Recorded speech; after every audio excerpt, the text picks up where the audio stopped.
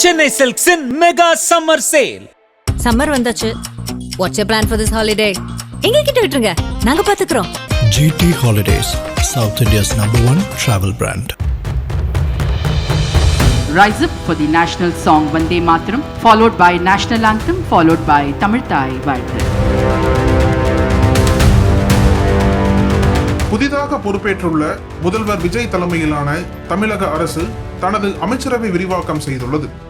புதிதாக அறிவிக்கப்பட்டிருக்கும் 23 அமைச்சர்களும் இன்று ஆளுநர் மாளிகையில் பதவியேற்றனர். இந்நிலையில் தாவேக அரசு சார்பில் உருவாக்கப்பட்டிருக்கும் அமைச்சரவையில் 7 தலித் எம்எல்ஏக்களுக்கு அமைச்சர் பொறுப்பு வழங்கப்பட்டிருக்கிறது. மேலும் காங்கிரஸில் இருவரை இணைத்து நீண்ட ஆண்டுகளுக்கு பிறகு கூட்டணி ஆட்சி உருவாகியுள்ளதும் பாராட்டை பெற்று வருகிறது. ஆனாலும் சர்ச்சைகளுக்கும் பஞ்சமில்லை. தாவேக எம்எல்ஏக்களும் அமைச்சர்களும் தங்களது கல்வி தொடர்பான விவரங்களில் முரண்பாட்டை கொண்டிருக்கின்றனர். தாவேகாவின் அதிகாரப்பூர்வ பக்கங்களில் வரும் விவரங்களும் வேட்புமனுவில் வேறு விவரங்களும் தெரிவிக்கப்பட்டிருப்பது பெரும் பேசு பொருளாக மாறியது. மறுபுறம் மீண்டும் தமிழ்தாய் வாழ்த்து பின்னுக்கு தள்ளப்பட்டிருப்பது சர்ச்சையாக வெடித்துள்ளது.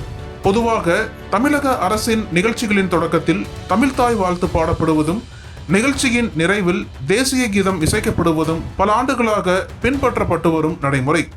ஆனால் புதிய தாவேக அரசு பொறுப்பேற்றது முதல் இந்த நடைமுறையில் அதிர்ச்சி மாற்றங்கள் செய்யப்பட்டுள்ளது பேரதிர்ச்சியை கொடுக்கிறது. கடந்த மே 10ஆம் தேதி முதலமைச்சர் விஜய் பதவியேற்ற விழாவில் யாரும் எதிர்பாராத வகையில் 2 முறை வந்தே மாதரம் பாடல் இடம்பெற்றது. விழாவின் தொடக்கத்திலும் முடிவிலும் முதலாவதாக வந்தே மாதரம் பாடலும் இரண்டாவதாக தேசிய கீதமும் இசைக்கப்பட்டன. தமிழ்தாய் வாழ்த்து 3வது இடத்திற்கு தள்ளப்பட்டது. அரசின் இந்த நடவடிக்கைக்கு பல்வேறு தரப்பினரும் தங்களது கண்டனங்களை பதிவு செய்தனர். முதல்வர் பதவியேற்பு விழாவில் நடந்த இந்த சர்ச்சை குறித்து அமைச்சர் ஆதவ் அர்ஜுனா செய்தியாளர்களிடம் தெரிவிக்கையில், தமிழ்தாய் வாழ்த்து 3வதாக பாடப்பட்டதில் தமிழக வெற்றி கழகத்திற்கு எந்தவித உடன்பாடும் இல்லை. இது அரசு அதிகாரிகள் மற்றும் விழா ஏற்பாட்டாளர்களின் கோளாறால் ஏற்பட்டது. தாவேகா எப்போதும் தமிழ் மொழிக்கும் தமிழ்தாய் வாழ்த்திற்கும் முதன்மையான இடத்தையே வழங்கும் என்று குறிப்பிட்டிருந்தார். இதற்கு பின்னர் ஆளுநர் மாளிகையில் நடந்த விழாவில் தற்காலிக சபாநாயகர் நியமிக்கப்பட்டார். அவருக்கு தமிழ்நாடு பொறுப்பு ஆளுநர் விஸ்வநாத் அர்லேக்கர் பதவி பிரமாணம் செய்து வைத்தார். இந்த விழாவின் போதும் வந்தே மாதரம் மற்றும் தேசிய கீதத்திற்கு அடுத்ததாக 3வதாக தமிழ்தாய் வாழ்த்து பாடப்பட்டது மீண்டும் சர்ச்சையை ஏற்படுத்தியது. காலை முதல்வர் விழாவிலும் மாலை தற்காலிக சபாநாயகர் பதவியேற்பு விழாவிலும் தமிழ்தாய் வாழ்த்திற்கு முக்கியத்துவம் குறைக்கப்பட்டு பின்னுக்கு தள்ளப்பட்டது பெரும் விமர்சனத்தை ஏற்படுத்தியது. இது தொடர்பாக அமைச்சர் ராஜ்மோகன் கூறுகையில், இது லோக் பவன், ஆளுநர் மாளிகை. பதவி பிரமாணம் எடுத்த பிறகுதான் நீங்கள் எல்லாம் அமைச்சர்கள், இப்போது நீங்கள் எம்எல்ஏ தான் என்றனர். உடனே நான் சொன்னேன், இனி தமிழ்நாட்டில் நடக்க போகும் ஒவ்வொரு விழாவும் முதல்வர் ஜோசப் விஜய் தலைமையில் நடைபெற போகும் விழா. இனி தமிழ்தாய் வாழ்த்துக்கு தான் முக்கியத்துவம் என சொன்னதாக அமைச்சர் ராஜ்மோகன் உறுதிபட தெரிவித்திருந்தார்.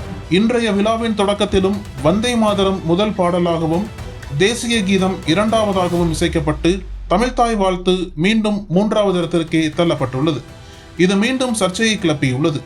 இதுவரை நடந்த எதற்கும் வெளிப்படையான கருத்தை தெரிவிக்காத முதல்வர் இதற்காவது பதில் கொடுப்பாரா, ஆளுநரை கண்டித்து அறிக்கை வெளியிடுவாரா எனும் எதிர்பார்ப்பு கிளம்பியுள்ளது. நக்கீரன் டிவிக்கு சப்ஸ்கிரைப் செய்யுங்கள். உங்கள் ஆதரவே எங்கள் பலம். ஆசிரியர்களுக்கு நண்பனாகவும் மாணவர்களுக்கு ஆசானாகவும் திகழும் தேர்வு வழிகாட்டி. ஒவ்வொரு பாடத்திற்கும் அனுபவமிக்க ஆசிரியர்களின் துல்லியமான தெளிவான விடைகள். CNC இருக்கு, தேர்வு பயம் எதற்கு? இது தீரன் பப்ளிஷிங் ஹவுஸ் விற்பனை வெளியீடு.